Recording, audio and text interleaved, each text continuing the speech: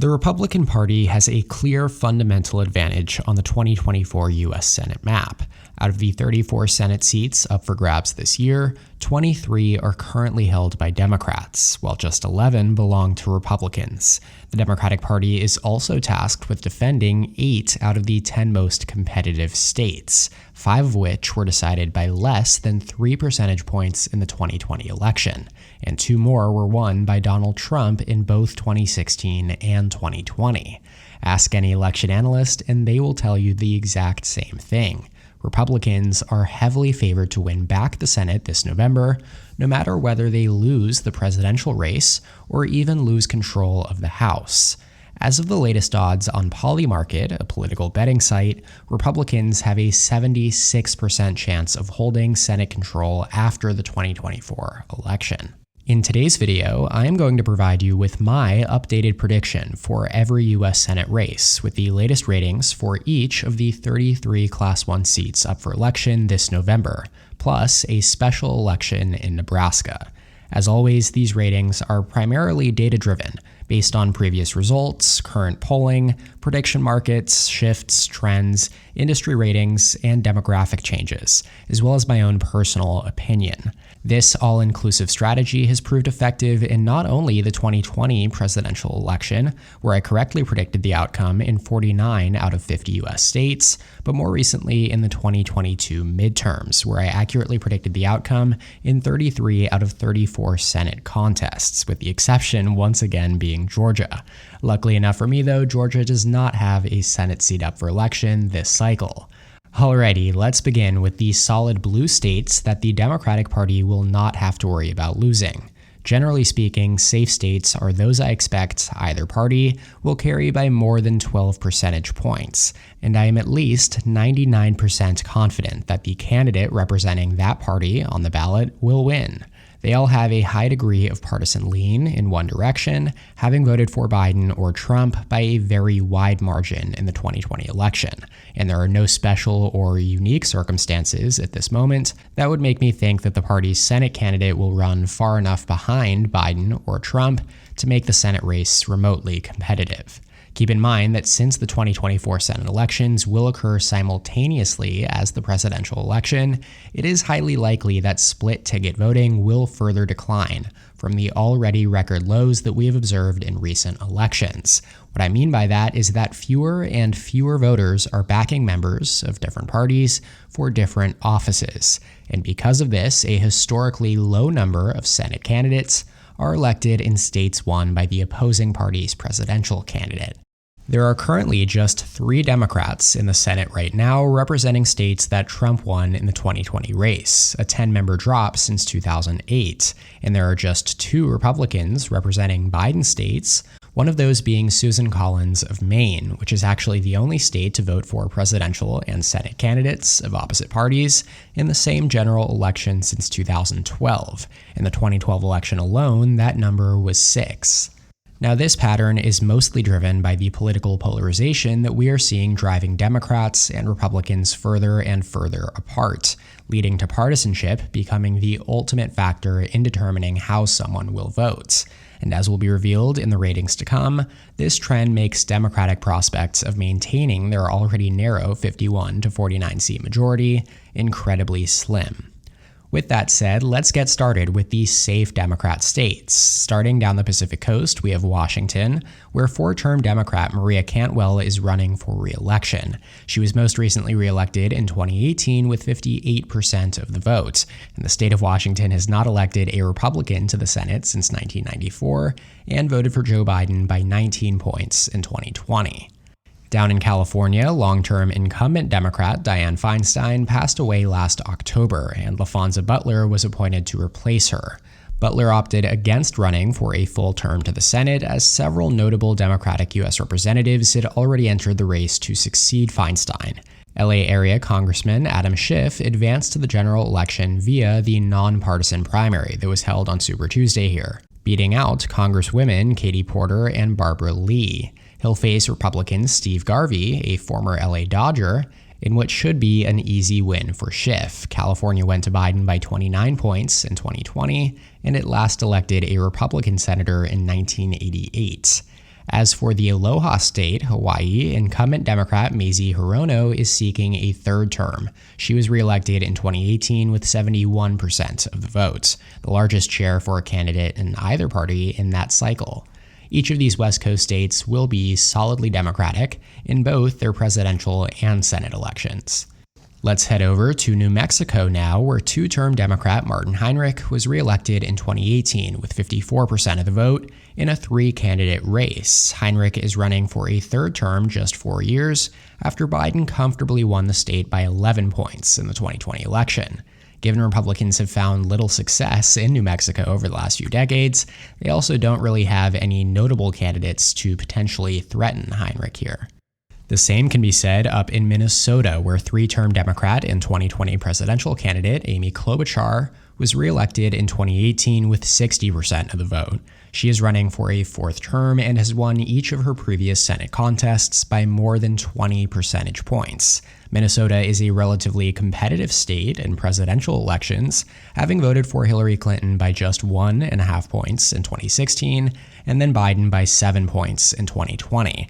But Democrats can feel pretty comfortable about holding the seat with a popular incumbent like Klobuchar on the ballot. And then the Commonwealth of Virginia, like New Mexico, is another state in which Biden won by double digits, with a reasonably popular Democrat running for re-election. Two-term incumbent Senator Tim Kaine, who was Hillary Clinton's running mate in 2016, was reelected in 2018 with 57% of the votes. There was a lot of talk about Republican Governor Glenn Youngkin potentially entering the Senate race, as he will be term limited in 2025. But those talks did come to a halt after Republicans lost control of both chambers of the Virginia state legislature last November. And so, with that in mind, outside of Youngkin's surprise victory in 2021, Virginia has not voted for a Republican in a major statewide election since 2009, and it trended 5 points more Democratic at the presidential level than the rest of the country between 2016 and 2020. And moving on, the Democratic Party will pick up a swath of states up here in the Northeast, starting in New York, where incumbent Democrat Kirsten Gillibrand is running for a third full term. She was appointed to the Senate in January of 2009 after Hillary Clinton resigned to become Secretary of State under President Obama. And Gillibrand was most recently reelected in 2018 with 67% of the vote. New York Republicans designated NYPD detective Mike Sapricone as their preferred candidate to challenge Gillibrand. About 85% of state Republican delegates threw their support behind him at the party's convention in February, though he will still need to win the primary in June. Regardless, whoever Republicans officially nominate will face an uphill battle in this Biden plus 23 states. In Vermont, three-term independent Bernie Sanders, who caucuses with the Democratic Party, has yet to officially announce whether he will indeed run for re-election. But either way, Vermont is the most Democratic state in the entire country, according to Cook's Partisan Voting Index. Just to the south, we have actually the second most Democratic state in the nation, Massachusetts, where another former presidential candidate, incumbent Democrat Elizabeth Warren, was reelected in 2018 with 61% of the votes. Warren is indeed running for re-election and will face no obstacles this November. Down in Rhode Island and Connecticut, both states have three-term incumbents running for re-election, Sheldon Whitehouse in Rhode Island and Chris Murphy in Connecticut. They were both reelected in 2018 by greater than 20-point margins. And closing out the safely Democratic states in New England, we have the state of Maine, where two-term incumbent Angus King is an independent who caucuses with Democrats in the Senate, just like Bernie Sanders, and he is running for a third term, despite previously hinting that he may retire. King consistently ranks among the most popular politicians in the entire country, and has defeated a Democrat and Republican in each of his previous contests here in Maine. And chugging right along down to the mid-Atlantic region in New Jersey, there were some strange uncertainties surrounding this race regarding incumbent Democrat Bob Menendez, who was indicted for federal corruption charges and was flip-flopping back and forth on whether he would run for re-election, despite calls from basically every national Democrat not to. He did announce last month that he would not run, though apparently he's teasing a run as an independent. Who knows? The other strange thing was the candidacy of New Jersey First Lady Tammy Murphy, who, despite trailing Congressman Andy Kim in Democratic primary polling, was consistently racking up major endorsements in many heavily populated counties. And there were some strange things going on with ballots, I guess, too. I'm not exactly sure. She did announce her withdrawal, though, just over 2 weeks ago, citing poor polling, paving the way for Kim to cruise to the nomination and through the general, where he will be heavily favored over whoever Republicans end up nominating in June, as New Jersey is a reliably Democratic state, especially in a presidential year. Finally, we have Delaware, where incumbent Democrat Tom Carper is retiring instead of running for a 5th term. But unlike Delaware's neighbor to the east, Maryland, which we'll get to later on, Democrats do not have a notable Republican candidate to fear here in Joe Biden's home state. It has not elected a Republican senator since the 90s, and that is unlikely to change here in 2024, as Delaware's lone congressperson, Lisa Blunt Rochester, should cruise to succeed Carper this November. So with those 14 Democratic holds on the board now, the Democratic total has been lifted all the way up to 42 seats now on this 2024 Senate map. This is 8 seats short of the minimum required to maintain the party's majority, assuming President Biden is reelected and Vice President Kamala Harris retains the tie-breaking vote. However, if Biden loses to Trump, the Democrats would need to secure 51 seats to ensure a majority, leaving no margin for error. It's also important to note that their current tally of 42 seats is only 4 seats higher than what the Republican Party starts this cycle with. And with that in mind, let's now take a look at all of these safe Republican states, starting in Utah. One-term Senator Mitt Romney has declined to seek a second term. He was likely to face serious Republican primary competition if he did run, after he voted to impeach former President Donald Trump twice. No Democrat has served in the Senate from Utah since 1977, so whoever does end up winning the Republican primary should have no problem this November. Congressman John Curtis is the favorite right now. In Wyoming and Nebraska, 2-term Republicans John Barrasso and Deb Fischer were reelected in 2018 by significant margins, and both are running for a 3rd term in 2 strong Trump states. In Nebraska's special election, which will run simultaneously as the regular one, Pete Ricketts will be running as an unelected incumbent. Ricketts was appointed to replace Ben Sasse, and he is unlikely to face real competition in the primary, or the general election for that matter, as Nebraska voted for Trump by 19 points in 2020 and has not elected a Democratic senator since 2006.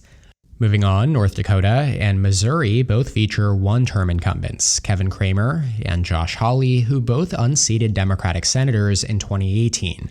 Cramer defeated Heidi Heitkamp by an 11-point margin, and Hawley defeated Claire McCaskill by 6 points. Both will likely win by much wider margins, running as incumbents now, and in a presidential year, as North Dakota and Missouri are reliable Republican states. Then in Mississippi and Tennessee, 2-term Senator Roger Wicker and 1-term Senator Marsha Blackburn are both running for re-election in states that have not elected Democrats to the Senate since the 80s. And again, Mississippi and Tennessee are reliable Republican states here at the presidential level in the South.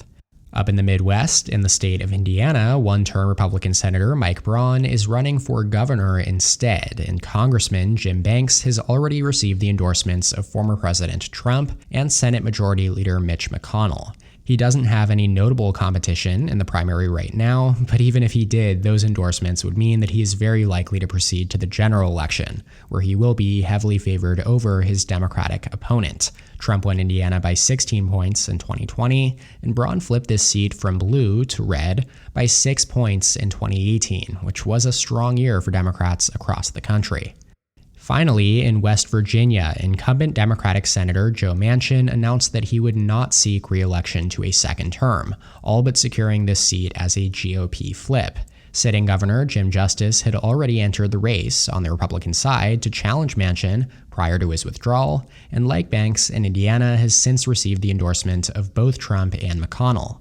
Congressman Alex Mooney is still challenging Justice for the nomination and has received the backing of Senators Ted Cruz and Rand Paul, as well as Congressman Jim Jordan, but Justice has held a commanding lead in every primary poll. So that leaves us with just 10 states now not yet assigned a rating. These are the 10 most competitive Senate races in the 2024 cycle, though many of them still have a pretty significant degree of lean toward one party or the other. Taking a look at the seat counts in the race to 51, Republicans are already just 2 seats shy of that minimum number, 50, and 3 shy of 51. As I mentioned at the start of the video, Democrats are faced with the difficult task of defending 8 of the remaining 10 seats on this map, including 2 seats in the Trump-won states of Montana and Ohio, and 5 others in states that Joe Biden won by less than 3 percentage points in 2020: Nevada, Arizona, Wisconsin, Michigan, and Pennsylvania. The only 2 states here that are being defended by Republican senators are in Florida and Texas. With all of these factors in mind, there is a scenario in which Republicans could realistically reach up to 57 seats in a very favorable environment for them. That being said, current polling data suggests that the 2024 presidential race will be very competitive, and we are unlikely to see a true wave in either direction. Trump is currently favored over Joe Biden in national popular vote trackers by about a point, depending on which polling average you're looking at. And even just fundamentally speaking, since the 2020 race was so close, we can also reasonably expect that the 2024 race, featuring the same 2 candidates, to also be decided by a narrow margin. Let's now take a look, though, at the remaining races that lean strongly toward one party. The following likely states are those where one candidate is generally heavily favored, but where an upset may be possible. On the Democratic side, the lone state that I feel good about placing in this category is Maryland. Generally speaking, the state of Maryland is one of the bluest in the country. It voted for Joe Biden by 33 percentage points in 2020, his 3rd best performance in the nation, and it has not elected a Republican to the United States Senate in over 40 years. So obviously, the fact that it is labeled as a likely state means there must be a special circumstance, and that is that the 3-term Democratic Senator Ben Cardin is retiring, and former Republican Governor Larry Hogan unexpectedly filed to run for Senate in February. This is significant because not only did Hogan win 2 gubernatorial elections as a Republican, but Hogan left office in 2023 as one of the most popular governors in the country, with a near 80% approval rating. That's practically unheard of in today's environment, and a big reason why his entry into the race has been a significant cause for concern among national Democrats. And despite his generally moderate policy views and anti-Trump rhetoric, Hogan is only facing token opposition in the Republican primary, since he does provide Republicans with a very rare opportunity to contest what should be a safe Democratic seat in Maryland. Hogan has led in several hypothetical polls against the 2 frontrunners for the Democratic nomination, Congressman David Trone and Prince George's County Executive Angela Alsobrooks, but still faces near impossible odds in a state that Trump will probably lose by around 30 points. For Hogan to overperform Trump by that much and win, it would be probably the most insane thing I have ever seen in politics, and that is saying something. Loss by single digits would be impressive enough.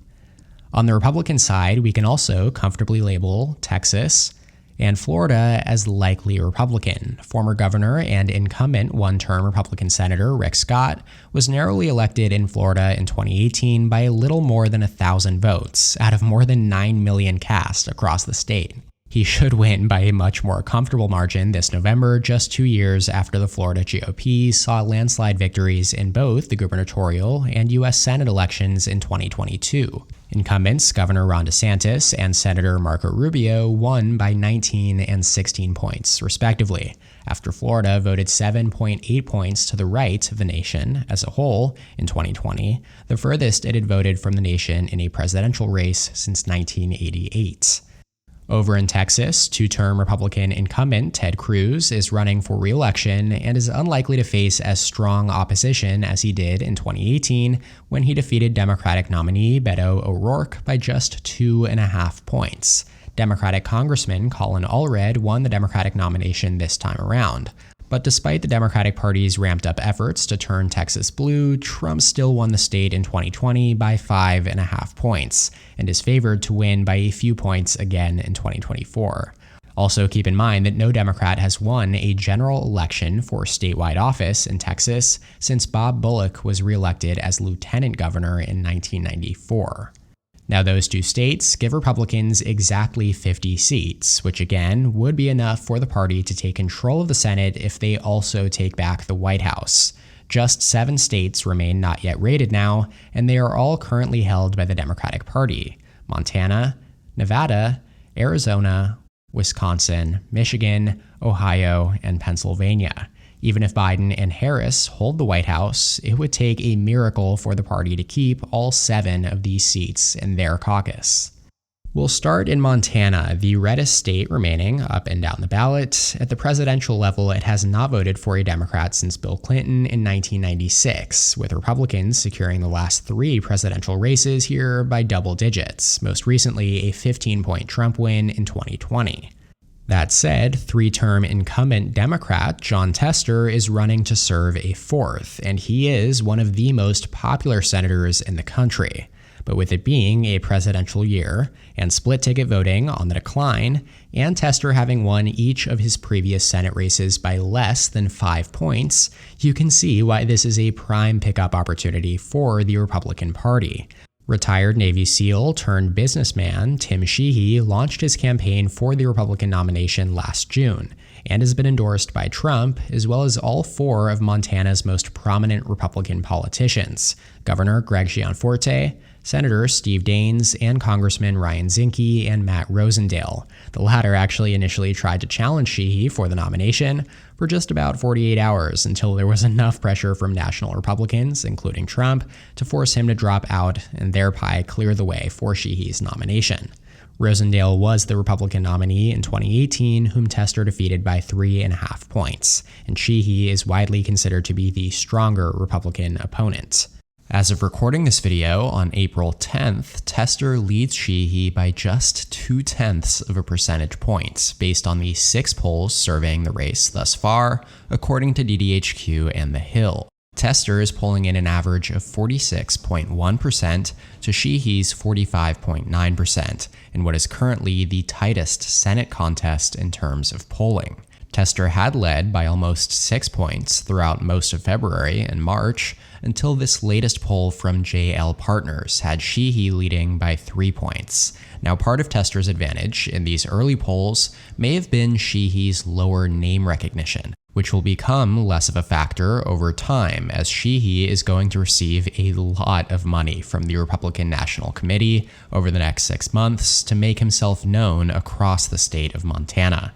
And assuming that Trump does win Montana by a margin of around 15 points again in 2024, Tester will need to convince a lot of Republican voters not to just simply check Sheehy's box, which will be directly beneath Trump's, on the ballot. It's not an impossible task. In fact, Tester outperformed Barack Obama by 18 points in 2012, but it is becoming harder and harder to do with every election that passes. At this exact moment in time, I have this race tilting toward Sheehy and the Republican Party, because I think it would take a very good national environment for Democrats, and at this point it just doesn't seem like Biden is going to deliver the party that resounding victory to help pull Tester over the finish line. I think a 1 to 3 point Sheehy victory is probably the most likely scenario right now. Moving down to Nevada, reasonably well-liked incumbent Democrat Jackie Rosen is running for a second term. She was first elected by 5 points in 2018, unseating then-incumbent Republican Senator Dean Heller. A typical swing state, Joe Biden carried Nevada by 2.4% in 2020, the same margin as Hillary Clinton in 2016, even though the national environment became more Democratic. Democrats currently control both U.S. Senate seats in Nevada and all but 1 seat in its congressional delegation, while Republicans flipped the governorship in 2022. Now, given these factors, this 2024 Senate race is considered to be highly competitive, though most forecasters give Rosen a slight advantage as the incumbent, based on fundamental factors, as well as the narrow lead she has held in every survey taken thus far over Republican primary favorite Sam Brown, a U.S. Army veteran. Brown has held a consistent polling and fundraising advantage over state assemblyman and unsuccessful Secretary of State nominee Jim Marchant in the Republican primary, which will be held in early June. Either way, though, I have this race tilting toward the incumbent Democrat Jackie Rosen, who I do expect to outrun Biden by a point or two, giving her enough cushion in a toss-up presidential state. Down in Arizona now, this was shaping up to become one of the most interesting U.S. Senate races in recent memory. That was until incumbent Senator Kyrsten Sinema announced in March that she would not seek a second term. Sinema was elected in 2018 as a Democrat and then left the Democratic Party in 2022 to become an independent, though she still caucuses with Democrats in the Senate. She had initially filed to run for re-election as an independent, setting up what would have been a three-way contest between her, Democratic Congressman Ruben Gallego, and 2022 Republican gubernatorial nominee Kari Lake. Now it appears that Gallego and Lake will face off head-to-head, with Gallego currently leading Lake by an average of 5.9%, based on 17 polls included in the Decision Desk HQ/The Hill average. Though as you can see here, with Gallego at 38.3% and Lake at 32.4%, there are clearly a lot of undecideds and or former Sinema supporters who have yet to back either the Democrat or Republican. Now, historically speaking, the GOP had reigned supreme, at least at the presidential level in the Grand Canyon state, for generations, beginning with Dwight D. Eisenhower in 1952 and ending with Trump in 2016. Republican presidential candidates had carried Arizona in 16 out of 17 presidential elections. However, their dominance began to be challenged at the start of the 21st century, and over the last 24 years, Arizona has rapidly trended towards the political center in American politics, driven by the Republican Party's eroding support among college-educated white voters, rising turnout from Latinos and Native Americans, and the explosive population, growth, and diversification of Phoenix, the fastest-growing metro area in the entire country. Donald Trump won Arizona by 3.5% in 2016, but Joe Biden carried it by 0.3% in 2020, and Democrats have managed to win the last 3 Senate races held in Arizona by at least 2 points each. That trend, along with Gallego's significant polling advantage right now, is enough for me to place Arizona in the Tilt D category, joining Nevada. On the Republican side, Kari Lake is a strong ally of former President Trump and is well-liked among the MAGA wing of the GOP, which will help her easily secure the Republican nomination in late July. But that is a strength that, at least in her unsuccessful bid for governor in 2022, did not carry over to independents in the general election, where she lost them by 7 points. Shifting all the way over to the Great Lakes region, where there are 4 highly contested U.S. Senate races we're going to be wanting to keep an eye on until all of the votes are counted this November. In Wisconsin, 2-term incumbent Democrat Tammy Baldwin is seeking a 3rd term. She was comfortably reelected in 2018 by an 11-point margin, and this Class 1 Senate seat has been held by Democrats since 1952. Though Wisconsin is a notoriously competitive state in presidential elections. In fact, 4 of the last 6 presidential contests here in the Badger State were decided by less than 8 points, with the 2 exceptions coming in 2008 and 2012. And unfortunately for Democrats, Barack Obama will not be at the top of the ticket this November. Republicans do currently control both chambers of the Wisconsin legislature and hold a supermajority in Wisconsin's U.S. House delegation. However, Democrats have seen success in recent statewide races, including in 2022, where incumbent Governor Tony Evers overperformed expectations and won re-election to a 2nd term, despite polls showing his Republican challenger as the slight favorite. Here in 2024, Republican strategists had long been sounding the alarm for some time here as they were unable to field a notable big-name candidate, until Eric Hovde, a hedge fund manager and 2012 U.S. Senate candidate, entered the race in February and just received the endorsement of Donald Trump. 2 recent polls have been surveyed assessing the head-to-head contest between Baldwin and Hovde, both from Emerson College, with Baldwin holding 3- and 7-point leads. Every major forecaster rates this contest as leaning towards Democrats, and I am inclined to agree. Once again, though, as is the case with pretty much every one of these races, how Biden manages to perform at the top of the ticket will go a long way in determining whether Baldwin is indeed reelected. Then in Michigan, four-term incumbent Democrat Debbie Stabenow is retiring, leaving Democrats vulnerable in this key presidential battleground where Biden has polled poorly relative to expectations so far this cycle. This will be the first open race for this seat since 1994, which was the only time since 1972 that Republicans won a Michigan U.S. Senate race. Joe Biden carried its 15 electoral votes by 2.8 percentage points in the 2020 presidential election, and Democrats currently control both U.S. Senate seats, 7 of 13 of the U.S. House seats in Michigan, the minimum majority in the state Senate, and all statewide offices. Congresswoman Alyssa Slotkin is the heavy favorite to secure the Democratic nomination, and she is a historical overperformer in her own House races. On the other side, the Republican field was for a time much more open, with more than 13 different candidates competing in the primary. But earlier this month, Trump endorsed former Congressman Mike Rogers, handing him a significant advantage over the field.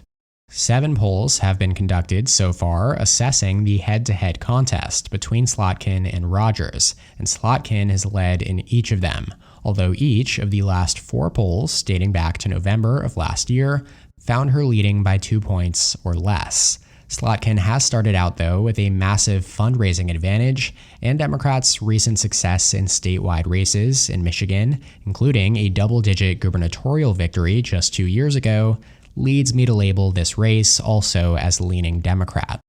Down in Ohio, just like in Montana, this is a prime pickup opportunity for the Republican Party. For over a century in American politics, Ohio reigned supreme as the ultimate bellwether state. The party that won Ohio won the White House in all but 3 election cycles since 1896.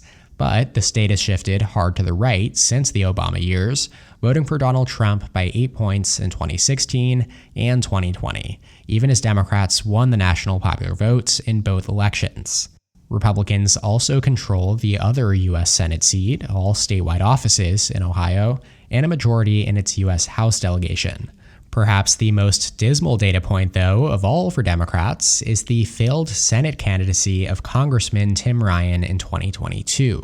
Widely considered to be the ideal candidate for Democrats to claim victory in that year's open Senate contest after incumbent Republican Rob Portman's retirement, the broadly well-liked moderate Tim Ryan still lost by 6 percentage points to Trump-backed writer and venture capitalist J.D. Vance.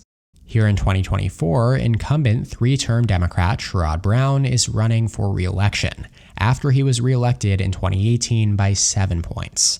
Brown, like Tester in Montana, has thrived on his ability to win cross-party support, but the central question is whether Republican-leaning voters, who like Brown personally, will once again cast a vote in his favor, or will they vote for their preferred national party with Trump headlining the top of the ticket. In the Republican primary, car dealership owner Bernie Moreno claimed victory last month in a closely contested Republican primary race, thanks in large part to former President Trump's endorsement, as Moreno beat out State Senator Matt Dolan and Secretary of State Frank LaRose. Moreno was generally considered by most analysts as Republicans' weakest general election candidate of the 3, and he has trailed Brown in every head-to-head poll. He trails by an average of 6.7% based on a 17-poll average from DDHQ and The Hill. It should be noted, though, that polling in Ohio has consistently underestimated Republicans in major statewide contests since 2016. Trump overperformed 538's averages by 6 points in 2016 and 8 points in 2020. And Tim Ryan had led J.D. Vance in most polls throughout the 2022 midterm cycle before his loss as well. Ultimately, this race, just like in Montana, will come down to just how much Brown can outrun Biden, who will likely lose the state to Trump by around 8 to 10 points. These days, I tend to be on the more skeptical side of candidates' split-ticket capabilities, and that is why I also have Ohio tilting toward Moreno and the Republican Party right now. That leaves Pennsylvania as the final state. Incumbent Democratic Senator Bob Casey Jr. is a powerhouse, having won 6 consecutive statewide elections in the Keystone State, dating back to 1996, when he was first elected state auditor. Casey was elected to the U.S. Senate in 2006, defeating then-incumbent Republican Senator Rick Santorum by 18%, the largest ever margin for a Democratic Senate nominee in Pennsylvania's history. He was then re-elected by 9% in 2012 and again in 2018 by 13%. The 2012 election, which happens to be the last time that he ran during a presidential election year, stands as the only statewide election that Casey has not won by a double-digit margin. And so, although the last two presidential elections in Pennsylvania have been decided by very narrow margins, Casey is expected to run several points ahead of the Democratic presidential candidate, and that bodes well for his chances here in 2024, as the state is expected to be decided by a similarly narrow margin once more. Biden currently leads Trump by an average of 0.6% based on 35 polls in DDHQ's average. On the Republican side, the GOP has cleared the field for businessman David McCormick to cruise to the Republican nomination. McCormick lost to Trump-endorsed Dr. Oz in the 2022 Senate primary by less than 1,000 votes out of more than 1 million cast. The primary went to a recount where Oz's lead held firm, and then the celebrity doctor went on to lose to Democratic nominee John Fetterman in the general election by a margin of nearly 5 percentage points, which was a massive underperformance for Republicans given that Oz held a narrow lead in polling averages headed into election night. It marked the first time Democrats would hold both of Pennsylvania's Senate seats since 1947. Now in 2024, Bob Casey leads by 5.2% based on an average of 14 polls in DDHQ and the Hills average, closer than you would expect given Casey's past performances, which may be due to McCormick's more electable profile, relatively speaking. Still though, off the back of Casey's dominance in past elections, and the fact that Pennsylvania is Biden's best state in terms of battleground polling right now, the Keystone State will join Michigan and Wisconsin as lean Democrat. So that'll do it for this rating update for the 2024 U.S. Senate contests. The Republican Party is currently projected to take control of the Senate with 52 seats to the Democratic Party's 48, flipping Montana, Ohio, and West Virginia into their column. You can feel free to comment your thoughts and feelings about this map in the comments section below. I appreciate all positive or negative comments.